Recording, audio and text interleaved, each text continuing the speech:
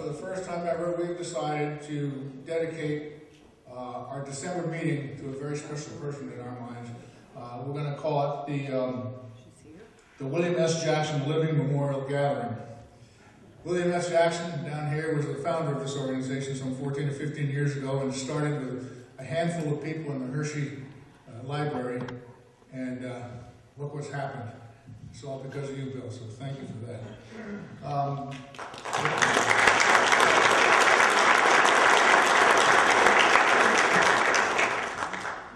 Bill was recently invited to a ceremony in Holland, and he'd like to share his thoughts now for a few minutes, after which we'll have World War II veteran speaker address us as well on the other front. So, Bill Jackson.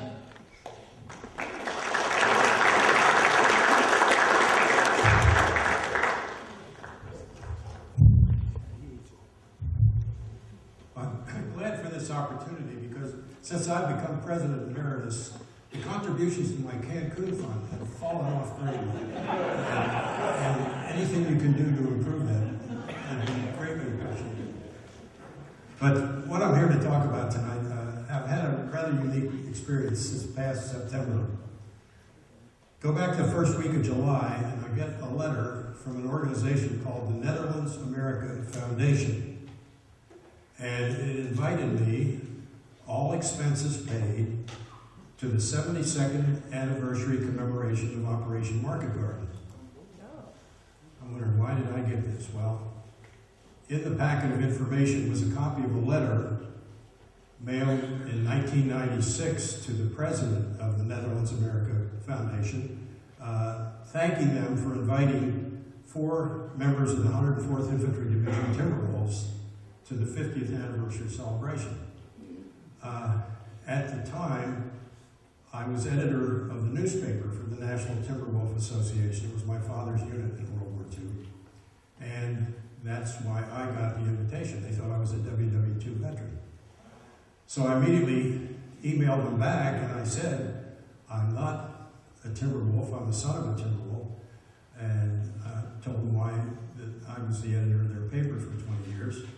And unfortunately, all the other national officers were deceased. So they made a decision to invite me to represent the 104th Infantry Division. So we left Philadelphia September 9th, got to Amsterdam September 10th. You might all remember that I was walking around with a cane. I just had a new right hip. And I was concerned about doing a lot of walking. And they sat me up front in the airplane, and as we're getting ready to open the door, I said, you know, I'm supposed to be met by somebody here, but I don't know if it'll be after customs or after we get our luggage or what. And the stewardess says, well, probably after luggage. She says, you know, that's about a mile away.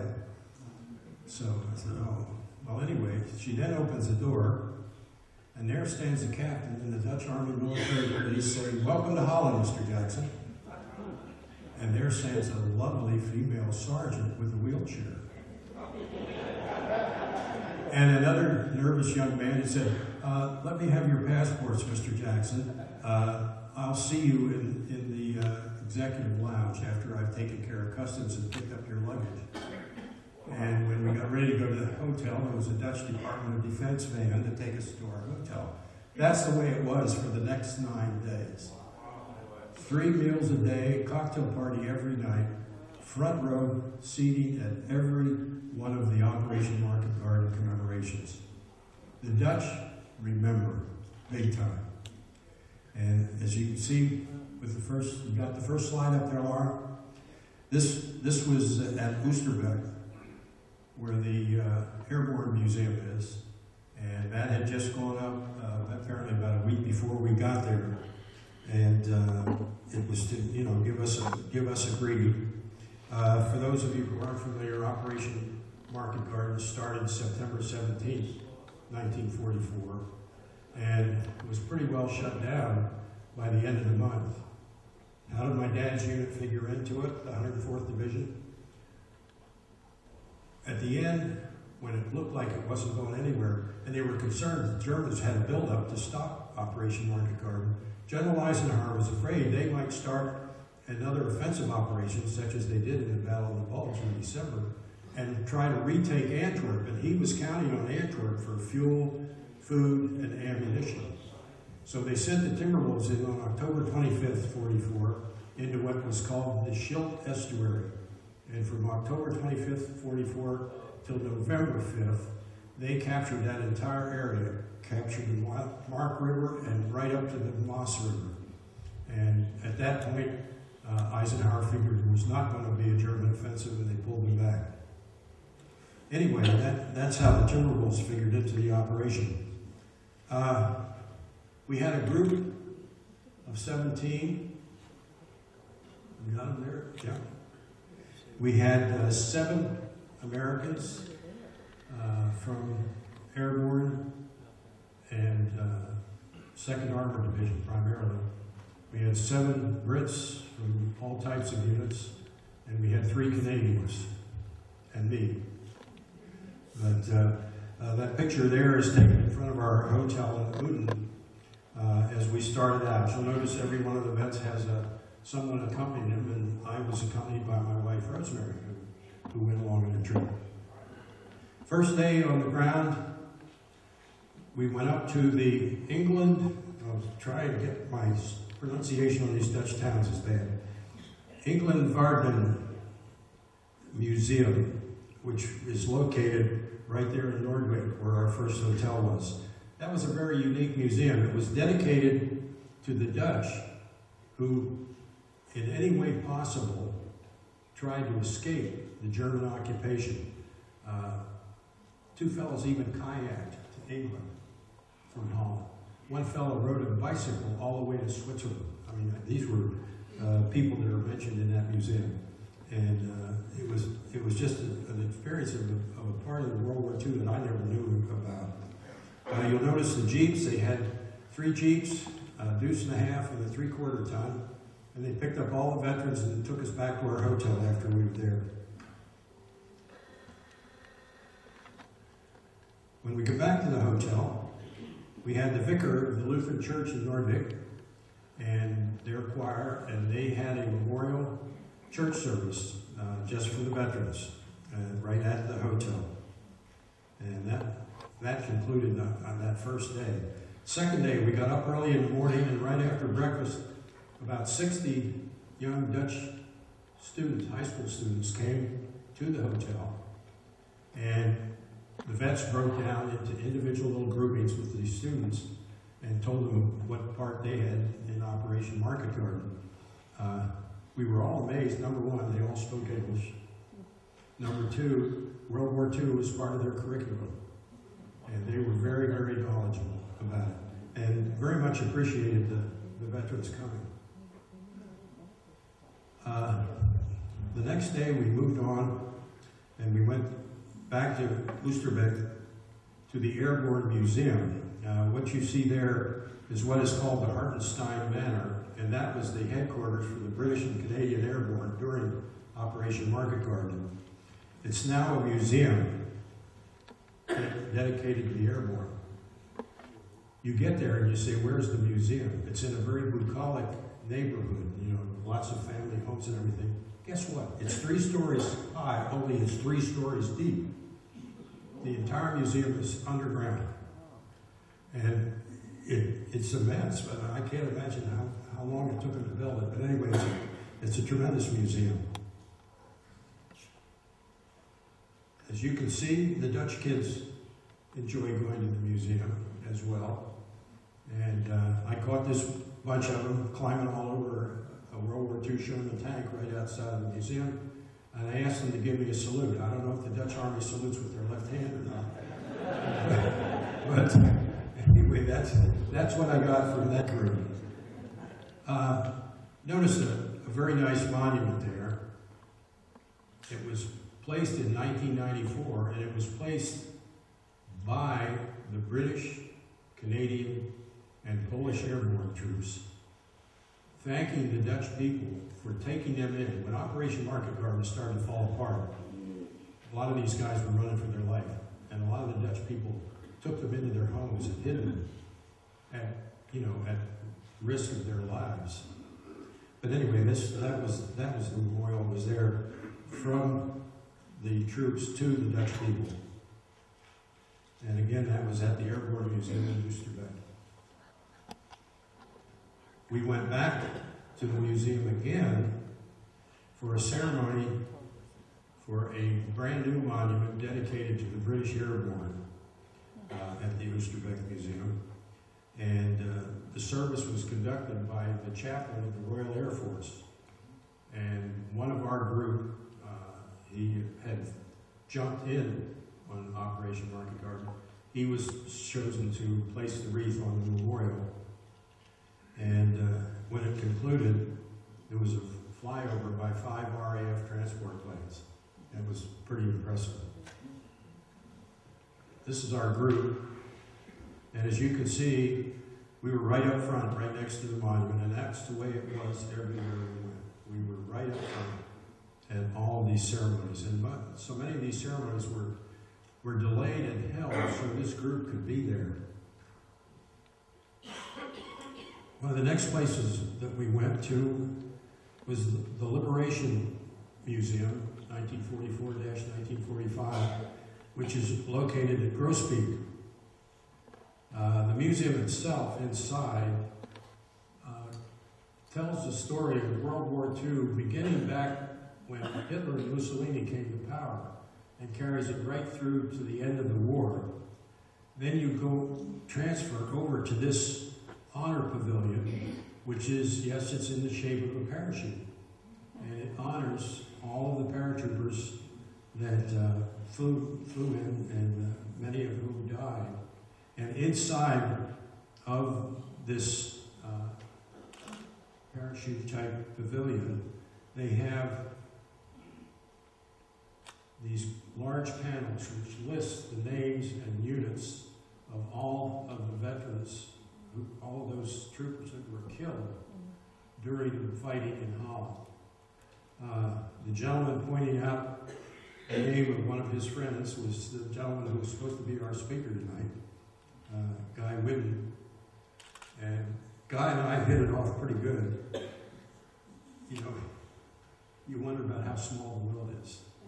Here he and I are in Holland sitting at dinner, and I said, I understand you were from Wyncote, Pennsylvania. Yes, that's right. I said, I lived in Springfield, Delaware County, close to Wyncote. And I said, I was born in Philadelphia General Hospital. He looked at me and he said, so was I. He was 1923, I was 1934. But it was nice. I was the kid in this group, incidentally. At 82, I was the kid. They ran from 92 to 97. Great bunch of guys. Guy was our rock star. He's a good-looking guy. You can see that with that big hunk of hair there. And he had a short sleeve shirt on that day, but most of the time he was wearing his 101st Airborne jump jacket. And whenever the Dutch TV stations come in with the cute young ladies that are doing the interviews, guess who they always grab? They grabbed Guy. They even took him away for one whole day, and he had interviews on 3 TV stations. We were calling him our rock star. As I mentioned, they honor all of the groups at the Liberation Museum, and this is a picture of the book that honors the 104th Division Timberwolves, my dad's outfit, and yes, I was able to find his name listed in there. The one day we had nothing much going on during the day, and I'll talk about what I did later, but we had a ceremony at the cathedral, and this one I'm really going to have to look at, the cathedral in Geesnuvelden. And the 2 fellows with the berets are Dutch veterans of World War II, but there were probably 20 or 30 people dressed in that vintage garb that you think of with the Dutch, with the pantaloons and the big hats with feathers, and they all carried flags. I kind of got a feeling they represented the different states, so, it would be here, Pennsylvania, Ohio, whatever, but it was the different states. Cathedral was packed. There was over 1,000 people there. And we came in and they immediately took us right down front, right at the altar. Behind us was a full symphony orchestra that played for us for about a half an hour. And then most of the service was done by children. And this little girl, I couldn't resist. I snuck my camera out and got a picture of her. But they went through all of that, and I think there were a total of 4 of the kids that spoke and referred to the veterans there. Unfortunately, that was all in Dutch, so didn't know what they said. But when it was over, when we left the cathedral, the entire cathedral gave us a standing ovation. Next day, we went over to the Dutch airport at Vogelm. And what you see here was a restored American C-47 troop carrier with D-Day markings, and it had just loaded up a bunch of old paratroopers. Guy went over and talking to these guys, and he said he made arrangements. If he goes back next year, he's going to jump with him.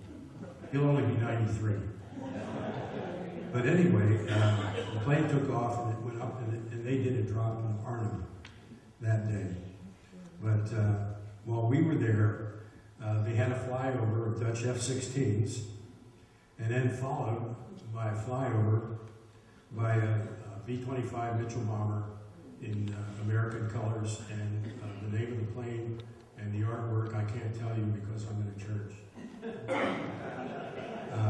But they also had a Mark 9 Spitfire in Dutch Air Force livery. And, you know, being a kid growing up in World War II, Spitfire, Battle of Britain, that was one of my icons. And I'm standing on the edge of the tarmac drooling, looking at this Spitfire, and the pilot came over and he said, "Would you like to have a tour of the plane?" Would I? Anyway, I went all over the plane, and he was just about to boost me up into the cockpit when they called us to go in for the ceremony and the dinner in at the officers' club. But for all you guys that remember the World War II airplanes, I got to see it right up close in person. The next day we went to a town, and again, this is Dutch. The name of the town is EDE. I don't know if it's Ed, what. But anyway, this was one of the drop zones during Operation Market Garden. And they have a gigantic airborne memorial there. And there were over 5,000 people there. And they had the colors and the pipes, bagpipes of all the units, all the British units, all the Canadian units. There was just a small contingency from Poland, because apparently a lot of those guys aren't around anymore.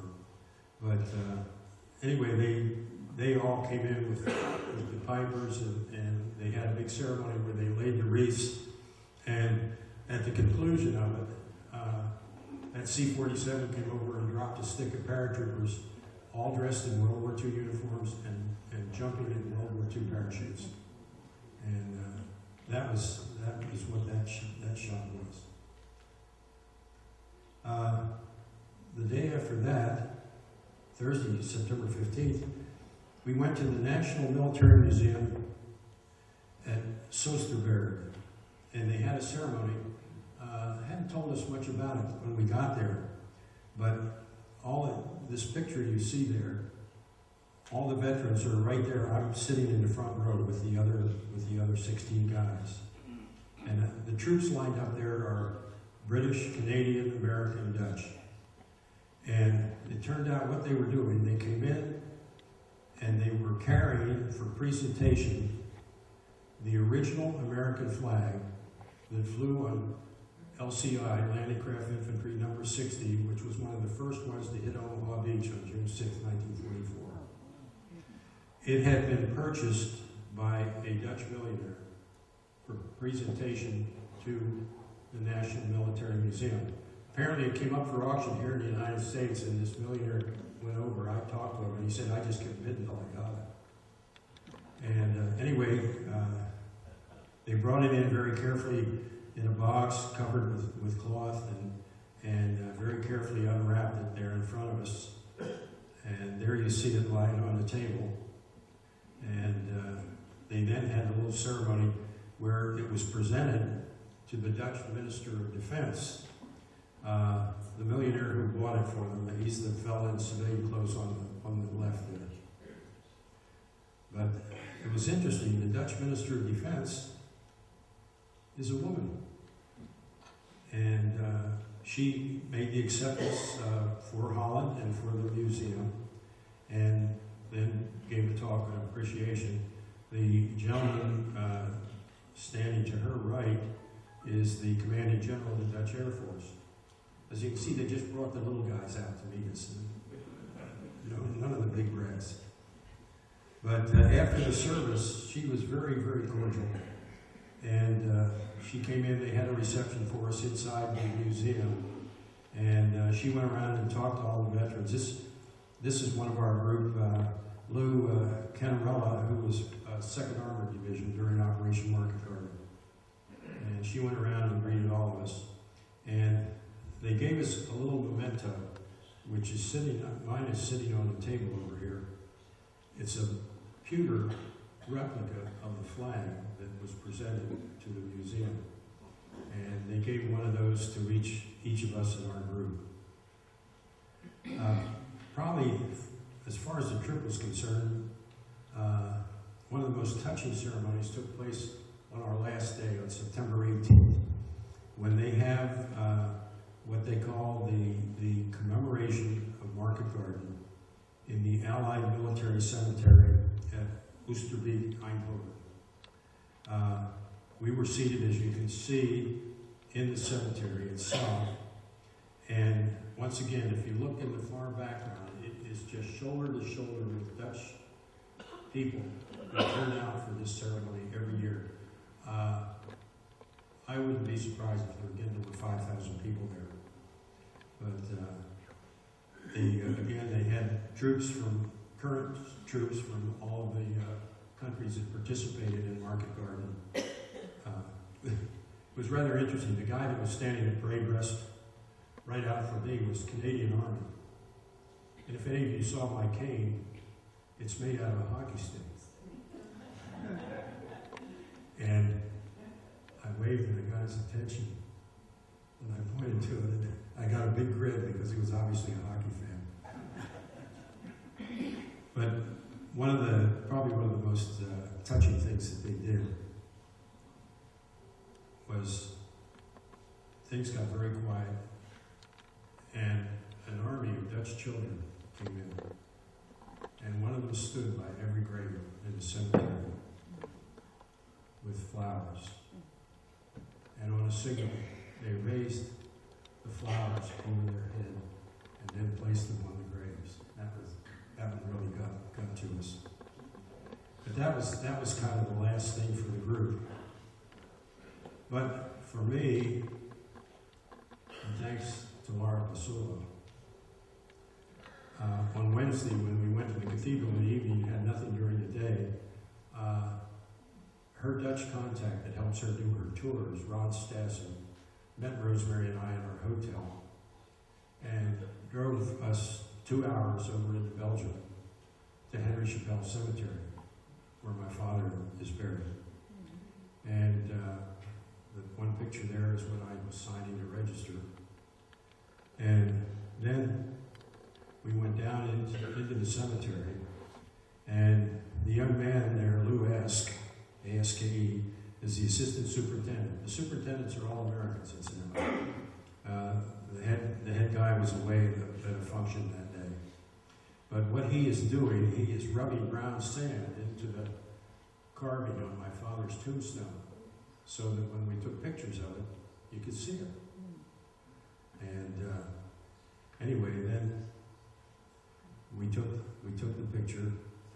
Ron had brought along a Dutch and an American flag and flowers. And if you look real close, you can see a little wooden cross down at the bottom that has a poppy in it. And that was given to me by my British tank driver friend. That is what the Brits put on the graves of their friends when they visit British military cemeteries. Another fella gave me one, and I kept it. I brought it home with me. It's over here if you want to take a look at it.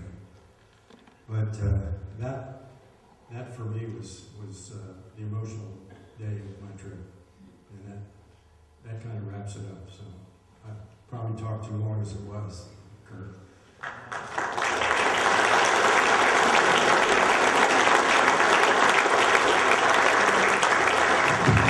If you want to look at any of these things, I'm a terrible pack rat, and these are all things I brought back from Hollywood. Terrific, thank you, Bill. Okay. And thanks for starting this down. Okay, moving along to the second front. A couple things happened in December, and you know what they are. So I won't believe them, but obviously December 7th, Japan burned Pearl Harbor, and on the 8th, the United States declares war on Japan and ended World War II. And of course, on December 16th, the Battle of the Bulge began. We've talked about that many times. But there's one other amazing thing that happened in December. It happened to be on December 1st, 2016, today. At about noon, we were informed that our speaker, Guy Whitten, of the 101st Airborne, pulled up lame, hurt his back. He swam a half a mile yesterday. I'm not sure if that had anything to do with it or not, but he was unable to come. So about noon 01, Operation Scramble began, and Charlie, Laura, and I were volunteered the mission of finding a replacement speaker on short notice. We're faced a firing squad from all of you that presume disappointed. I said, I know a guy, I'll call him. He lives just down in Gettysburg, George Fazanish, a glider rider. I'm still going to try to get him up there. But he was to the 325th Glider Regiment. Couldn't make it. Love to, but not tonight. Charlie called a friend down in there, Chuck Caldwell, the U.S. Marine, who had served a lot of time in the Pacific, also from Gettysburg. Love to, but not tonight. Maybe never, I don't know. Laura came up with the idea. She said, you know, the guys in Lancaster just sent me a message about what they did Tuesday night, and that sounds pretty good, but I lost the message, and I don't know anything about it. But being the rude hog that she is, she chased it down, and same thing. Bill Moreland from Oxford, Pennsylvania. We had, by the way, we had all sorts of logistical things worked out. Who was going to drive where to pick up whom and how fast to get him here, spend the night, get him back tomorrow, all this kind of stuff. There's a lot of chit-chat. There was probably 50 phone calls along us today. But alas, he was from Oxford, Maryland, and terrific guy. Charlie called him. Terrific guy. Love to, but not tonight. So we're thinking what to do, and Charlie says, you know, this guy from PCN Network, I've been talking to him, maybe I'll give him a call. Who knows, we're at our wit's end now. He called him up and he says, well, I'm in a meeting, but I'll get back to you, or call me back later, and I'll see what I can do. So Charlie,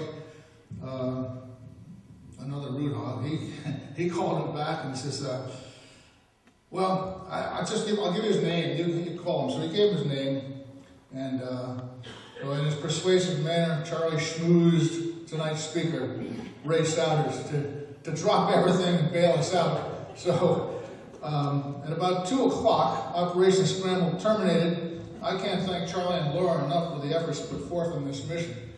They've earned, if they were in the active military, they'd be earning a DSC for their work. Well, it just happens that they earn a DSC, and I'm proud to present it to them right now.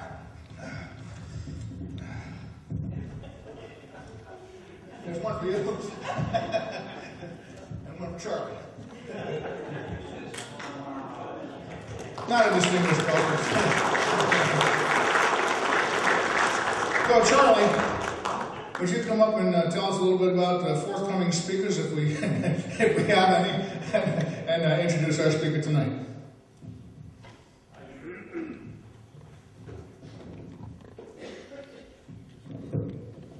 Talk about organized chaos. I got the best job in the world. I work with veterans. We had a B-29 tail gunner scheduled.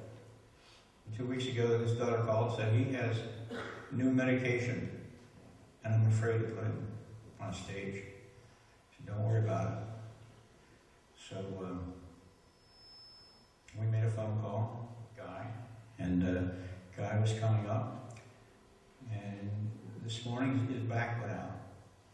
He said he was dancing with some 18-year-old girls, and it went out. So I said, well, it's understandable. He's in really good shape. I mean, he swims and works out. He said, let me go to the chiropractor, and if he says it's okay, I'm coming. I said, if you're in pain, you're not coming. His son called and said, I'm at the chiropractor, and the doctor said, no way. That's when I called Todd, because I remembered you had worked with Todd at PCN, and I think they had you on TV 100 times or something on the weekend. And he says, well, Ray's a super guy with a super story, and if he can make it, he will. And called Ray and introduced myself and introduced you all to him, because he wasn't aware of this organization. And he said, sure, I'd be glad to do that. So, in a roundabout way, we've been blessed to have a very good speaker tonight. And I didn't get a full biography, so I don't know your background, other than I know you were timber hand in England. You were stationed there. You're in the 5th Air Force, flight engineer. You also flew the B-24. So, I don't want to speak into your story. I'm going to let you do that. But I want to start off with saying how pleased and proud we are to have you here, Ray. It's Ray Sauders. And for him to react that quickly, I think, before the speech, deserved a big hand.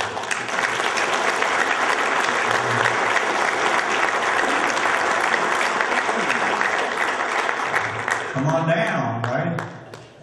Now, we had talked about, do we want to make a presentation and all that, or would you prefer to maybe just flesh out what I talked about and then open it up to questions and answers? Which is your preference? Questions and answers, right? So we're going to look for you guys to come up with some questions and answers.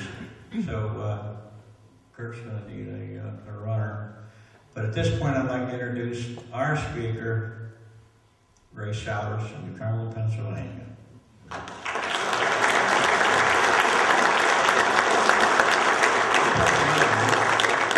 You need to do this. He's got to do that.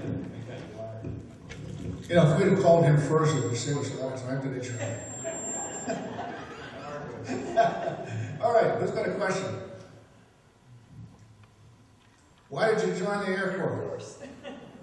Why did I join the Air Corps? I wanted to fly an airplane. So I enlisted in the Air Corps November 6, 1942.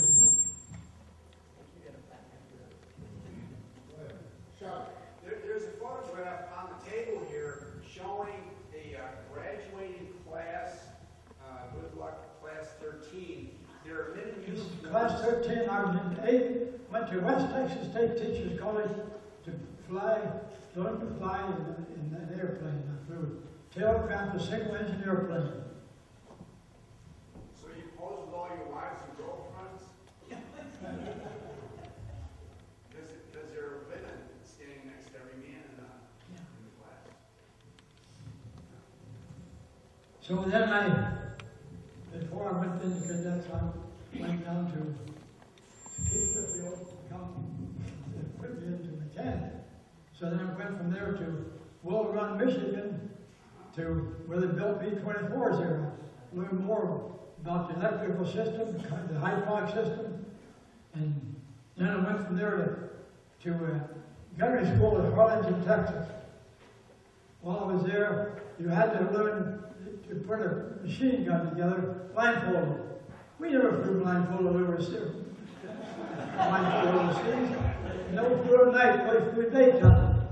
Why they did that? So they washed me out because I couldn't put the B-50 caliber machine gun together. blindfolded. So then I was sent to Salt Lake City as a replacement, came to Pueblo, Colorado, and there was then back on the mechanical. That was hot work on hot engine. So I called my mom and told her to send me my birth certificate, and I went into cadet center. Then I went to West Texas State Teacher College, came to Texas to become. What happened Then I went from there to California. They sent me to Las Vegas to gunnery school again. And then I went from there to Topeka, Kansas to get my crew members. And then I went from there to Davis Montefiore in Tucson, Arizona. And that's where I met my crew. And that's where I flew B-24 then. I never had a bit of experience flying 24, but for the last thing you do before you take that plane off, you shut those engines down, lock the brakes, and switch the left and right magnet on a PFP an aircraft engine. So you switch the left mag on, and you run that engine on full throttle. If it hits 2,700 RPMs, you're okay. You bring that throttle back, and you put on the right magnet. If that holds at 2,700 RPM, bring that throttle back. You drive to number 2, number 3, and number 4 engine. If they all work, it's ready to take off. The pilot gets up out of his seat. I'm between a pilot, because I'm the flight engineer. I'm between a pilot and co-pilot. The pilot gets up and says, "Ray, you get down in my seat, fasten that seat belt, release that brake, and take this plane off." He said, "Sometime you meet us for flying emergency." I did not hesitate. I never heard that plane before. I did not hesitate. Get down that seat, fasten the seat belt, release the brakes, put on the throttle, took off for California. Did you land it too? Did you land it too? I could have landed, but I didn't. Yeah. He didn't ask me to. He wanted to see why the plane. I had no trouble. What happened then? Then we left there, met the England, I flew 26 combat missions there, and as a flight engineer and flight in combat, then I flew as the turret gunner. What do you remember most about the combat missions? What? What do you remember most about the combat missions? Well, when I ate breakfast before going on combat mission, I knew it could possibly be my last meal I'd ever eat. Because I saw too many guys going down when I was flying combat. And then when we left, we had my 26 combat missions finished. We had my crew, a crew of 10 service personnel. We landed the Azores in the afternoon. That night we took off for St. John's, Newfoundland. I'm between the pilot and co-pilot. I'm watching my instrument panel. We're losing air. We're still climbing. We haven't got to altitude. We're going to fly. We're losing airspeed. I said, "Mom, now the co-pilot's not going to take over until the pilot tells him to." So we're losing airspeed. So I said, "Mom, Hal, in jail? We're mushing." He told me later, I said, "I fell asleep." He said, "Well, I didn't fall asleep after that." Had I not spoken up, I'm sure right now, as true as I stand here, there'd be 20 guys in the bones laying in the South Atlantic Ocean right now because I was on the wall.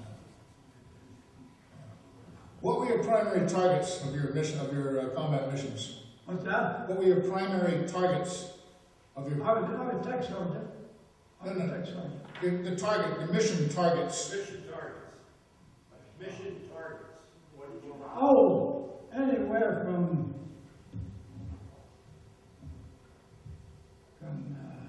6 minutes, 45 minutes to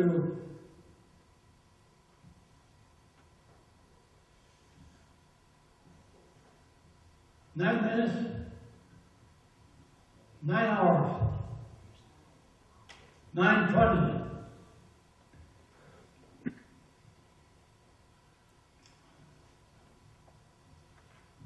So those are all the combat missions that you flew listed there, is that correct?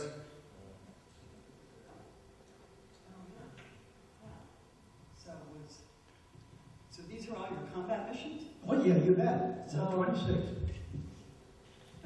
Alton back then? Alton, Berkeley, Germany, Munster, Germany, Hanau, Germany, Wittenberg, Germany. Yep, Germany. There's this one here in the North Sea here. That was a German aircraft. Berlin. Berlin, that's 9 hours there. Berlin on March 18th, Yeah. 45. What do you remember about going to Berlin? One day in the other place. Really? No, there's still no flag. Still got flag. Still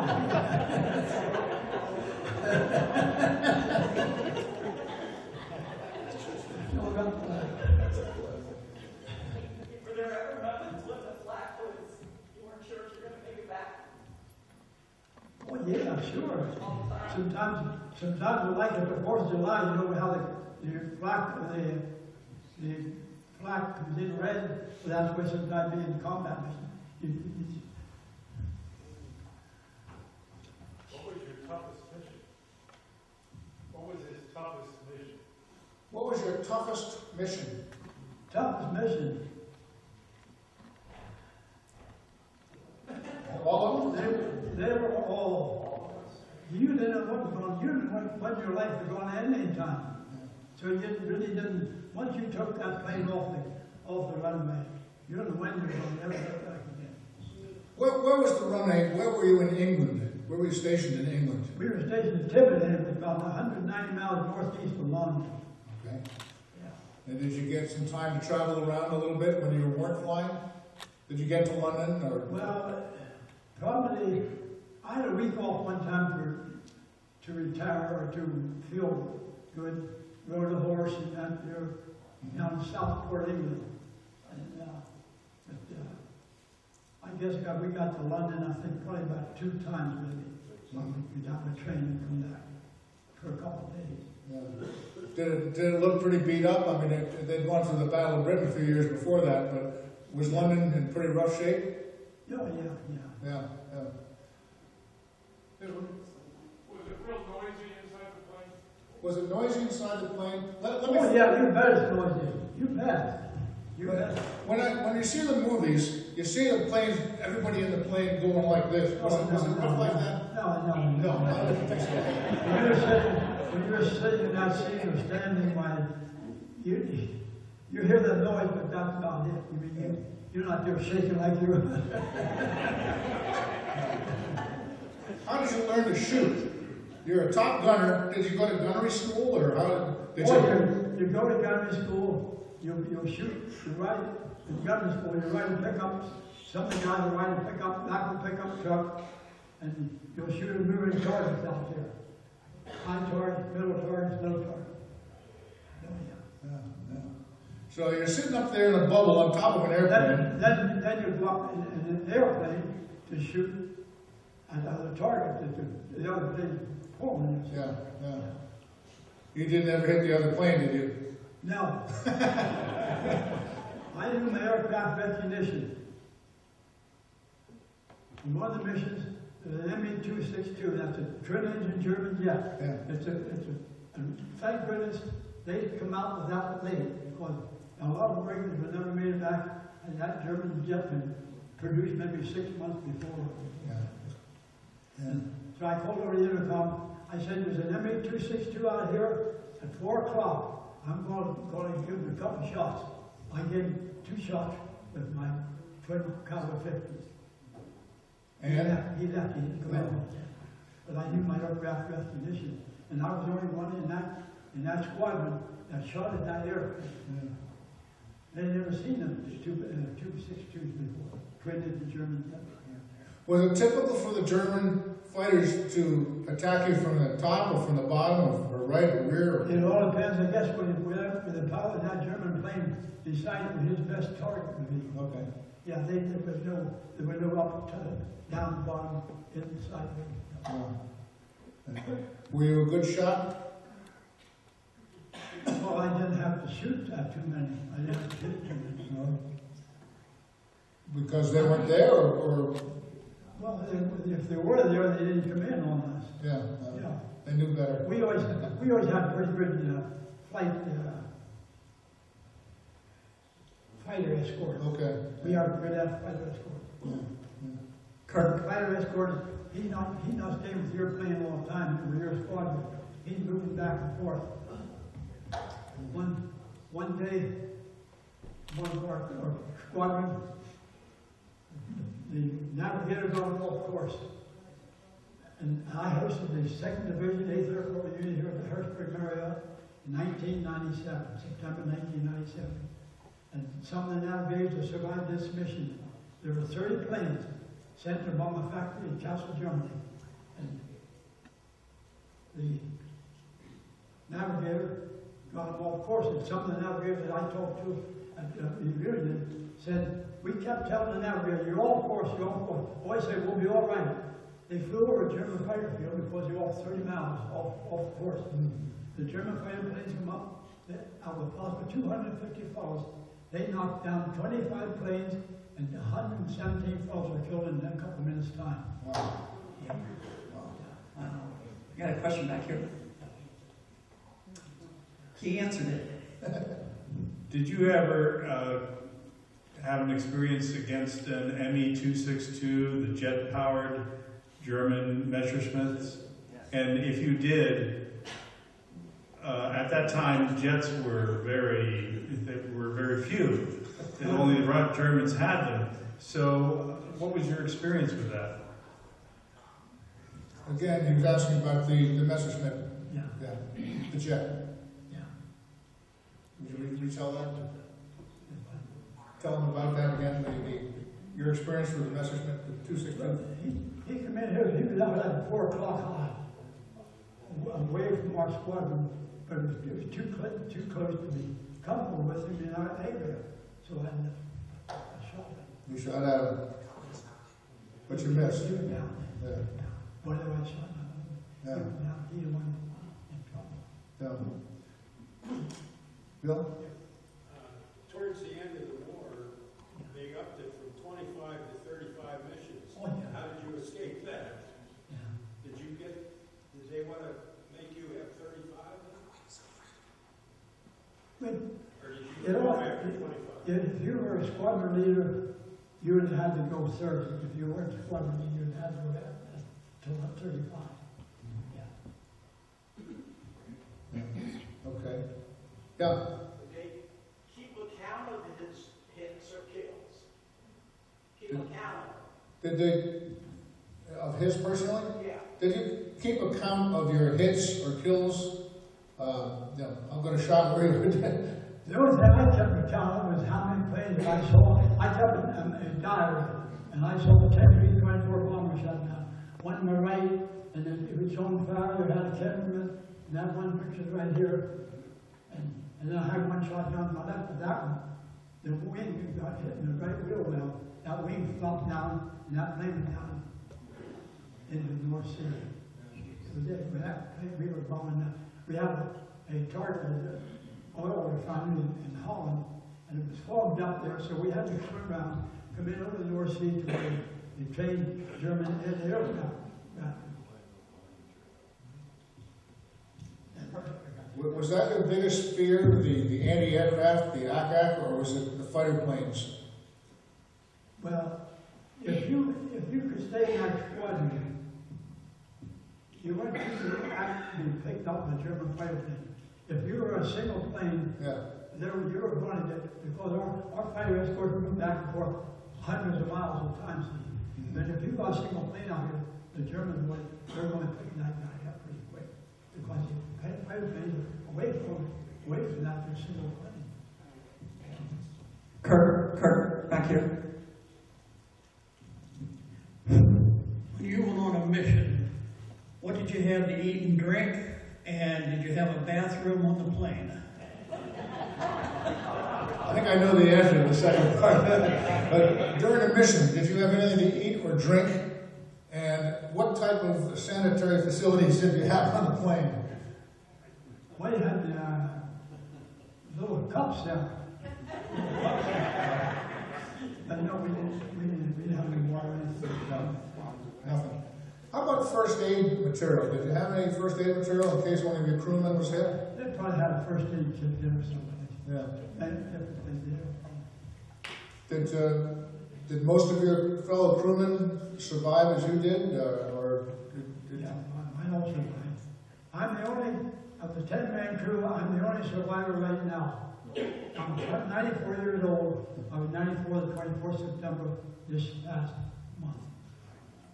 And I was the only guy that didn't drink and didn't smoke. And one of my crew members told me years ago that when we were going on a combat mission, the crew would always get together and say, "Who's going to drink Ray's shot of whiskey when we come back to this combat mission?" Because they knew I didn't drink and didn't smoke. The only alcohol I bought was for the radio in my car and the radio in my truck. Not one organ in the person's body that needs alcohol. And white people would drink alcohol. I don't think that bodes well for a lot of us. Yeah. How did you find out the war was over? Were you over there when it was over? How did you learn the war was over? Were you still there, or have you come back? We were home. I came home, was sent to Sioux Falls, South Dakota. We were on the way to Albuquerque, New Mexico. We stopped in Kansas City, Missouri for a train cruise change. And while we were there waiting for the train cruise to change, they announced after 14th of August that the Japanese had surrendered. Then I went from there on to Kirtland Field, Albuquerque, New Mexico, and I flew in B-29 there, get my 8 hours time flying time in. The captain said, "Sergeant, you have enough combat points, you're not going to be sent to the South Pacific.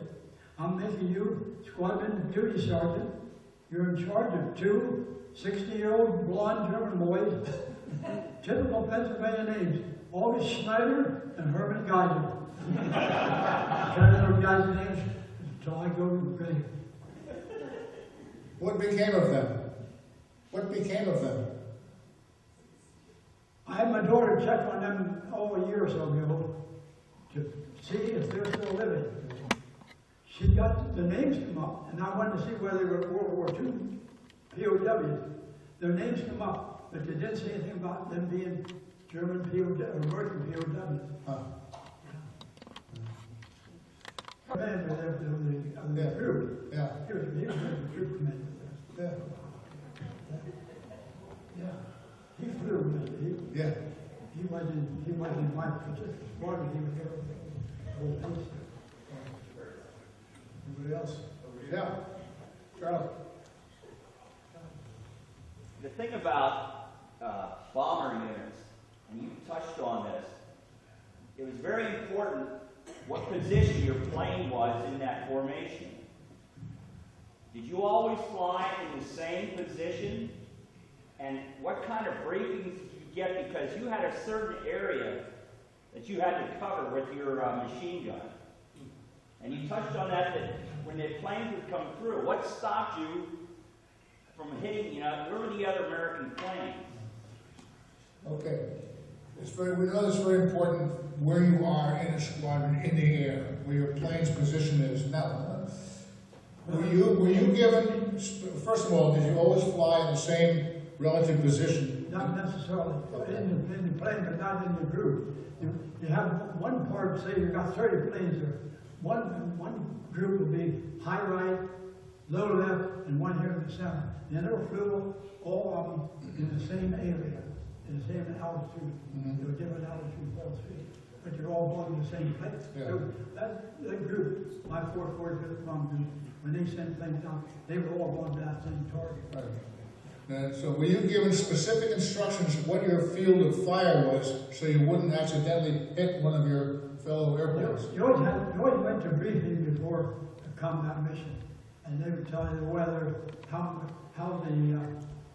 fighter planes are, what our escort's going to be like, and general briefing. But you sometimes they moved their aircraft batteries along the wall. They would go on a train. They moved one day here, next day they'll be another 10, 15 miles away. Yeah. So you didn't, but they always had a plane around maybe a couple hours before the mission to see how the aircraft batteries are. Yeah. Yeah. Who maintained the discipline while you're up there? You got 30 planes, and they can say, hey, your plane is too high, you're too low, you're too close, Well, something like that. they had that already set up before they used it, but the houses you won't find, maybe Yeah. 18,000, maybe 20,000 feet. Yeah. Yeah. So it worked out well. Oh, yeah, it was all prearranged and went. Yeah.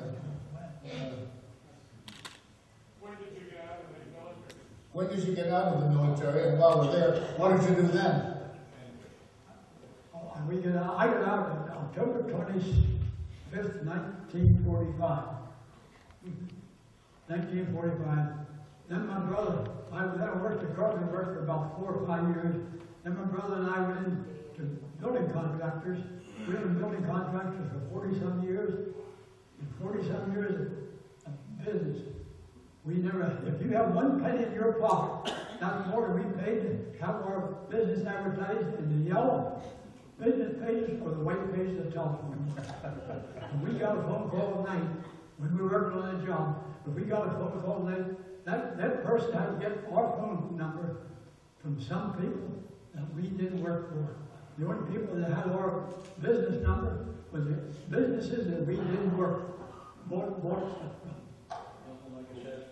And a lot of our work was done without a contract. Without a contract. Hey, there's nothing like a satisfied customer, Ray, right? Yeah. That's the best one. Let me ask you a question. When you arrived in England, what age were you? What age were you when you arrived in England? I've been 44. I've been just 22. 22. Yeah. And how far into Germany, or how far did you have bombing missions? Did you go all the way to Dresden or Berlin? Or how much of a pattern did you have? And how much of a flight would that be, your longest flight? 9 hours? How far did your missions go into Germany? Berlin or Dresden? And what was the longest flight you had? Well, it was about 9 hours and 20 minutes, something like that. 9 hours. Where did that go? Oh, right here. Northeast of Berlin. Berlin here. Yeah. Dresden's Berlin. Berlin. No, 6 hours. 8 hours. 8 hours to Berlin. Well, I'll tell you what, they're all 6, 7, or 8 hours plus, so they're... Here's one for 9:20 at Ingolstadt. Here's one for Ingolstadt, 9 hours. Yeah. We got a question here. Did you fly to Palestina, the oil fields in Romania? Did you go to Romania, to the oil fields? No. Okay. No. When you... They mainly flew out of Italy. That's out of Foggia. 15th out of Foggia. When you flew, you had escorts. What did you have for escorts? 51s or Mustangs or what? Your fighter escorts. Your fighter escorts, were they P-51s? Why did P-51? Yeah, you were late enough. Most of the time, they had some P-47s, but P-47, they did a lot of groundwork. Yeah. They did a lot of groundwork. And the 51s could go the distance because of long-range tanks. They had the fuel tanks to get there and get back with you. The 51s had the range to go with you? Oh, yeah. Yeah, they were flying back and forth all the time. And they were fast. Yeah. First of all, thank you for your service. And the 21, 22 millennials these days are all living down in parents' basement. Explain to me how you as a 21-year-old could all of a sudden be in Germany bombing, and how does that change things? Wow. Today, the 21 and 22-year-old millennials are living in their parents' basement. That's quite a bit different from when you were 21, 22, flying a plane.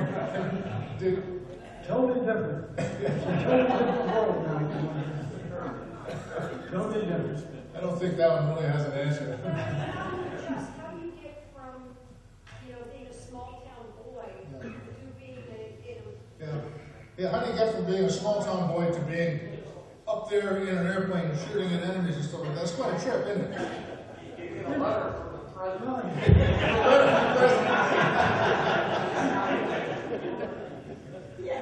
that letter that said Uncle Sam needs you?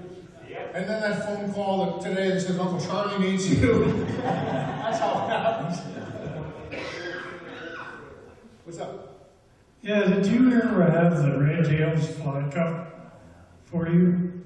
Say that again. The red tails. Did you ever fly cover The red for tails, did you ever have any help from the red tails, the Tuskegee Airmen? No. I have a question for him. Okay, then it's back there.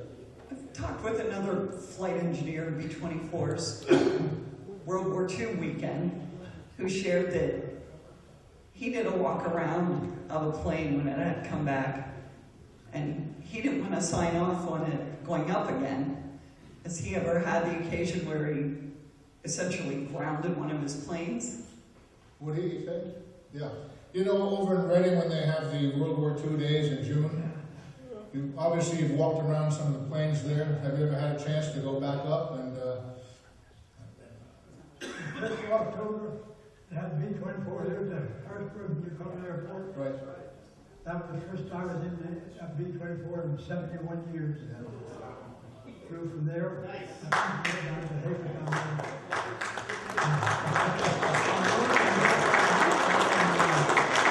It was fine for 2015, but they couldn't get the engine fixed in time.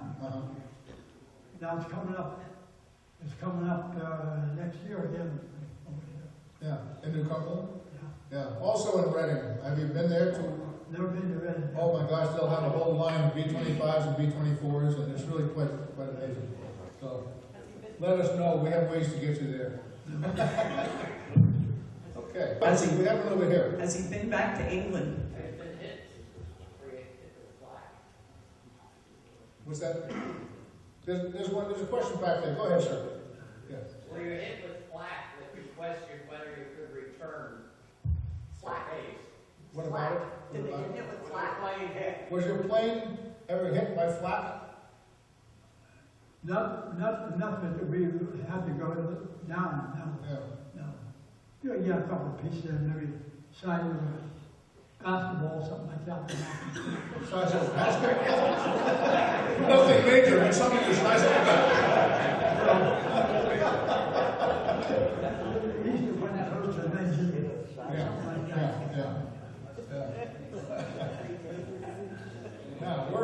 Go ahead, please.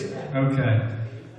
Sir, thank you for your service. I did want to chime in that one of the reasons you were pulled from your early 20s from a small town is that there was the greatest catastrophic man-made event in human history that did that. So, again, I have tremendous respect for you, but that's the reason you get pulled from your livelihood and being a young man. So again, I appreciate your service, but that war was terrible, and we should not look forward to that ever again. My question is, on the B-24, did you have any experience with the Norden bomb site? Were you briefed on it? Was the bombardier armed? And was there any instruction given to you in your role on any of the missions that you were at the Norden bomb site? Okay, two things. First of all, he was praising you for being plucked out of somewhere, a small town, and ending up in the big conflict. And that's, we all recognize that as being absolutely heroic, and what a life changer that is. Yeah. The second part of this question is, did you personally have any contact or familiarization or use, or what are your thoughts about the Norden bomb site? We had the air scene at the end.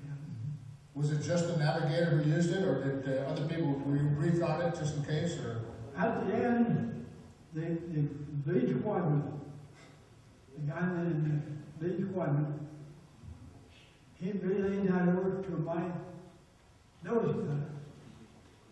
There towards the end, the only navigator we had was in the lead plane of that squadron. Really? And then it was transferred over to the nose gunner, and he the one who flipped that squadron.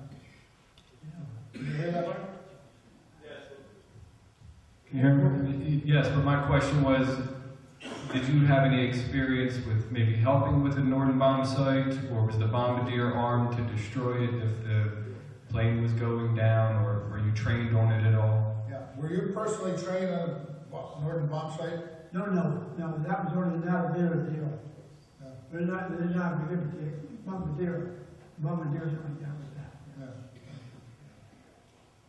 Yeah. What did you do when you got out? What was it like? You get out of the Army one day, out of the Air Force one day, you say, okay, I'm a civilian now. You said you went into carpentry, but what were your personal feelings about what you just left behind to what you have now? I guess I felt extremely lucky that I made it. Yeah, when you look at the numbers of the 8th Air Force, I would guess I'd have to agree with you. Oh, boy. Yeah. But was it emotionally a big transition? So you read so much today, well, you know, even back then. I don't think that emotionally that was just another day that you're out. Yeah. Looking back, how did it affect your life? Not at all. Just another day. I think that depends on the person's attitude. When I go to physical therapy twice a week. I've been going there 4 years. The people in there can't understand why I feel so good at my age. I said, well, too many people, they get on age to them, they got a negative, whether they feel good or whether they feel bad, they've got a negative attitude. I said, the worst thing you can do. Always have, I don't care how much pain you think you have, how bad you feel, you always want to have a positive attitude.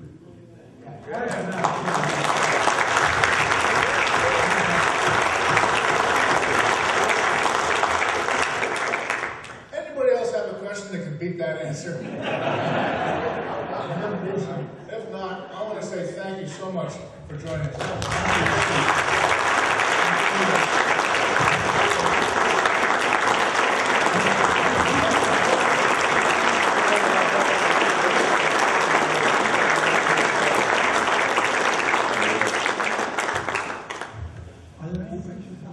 Was that?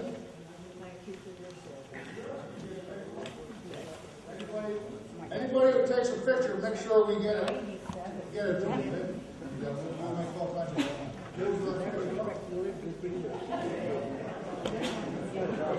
What's a little picture? I got a couple.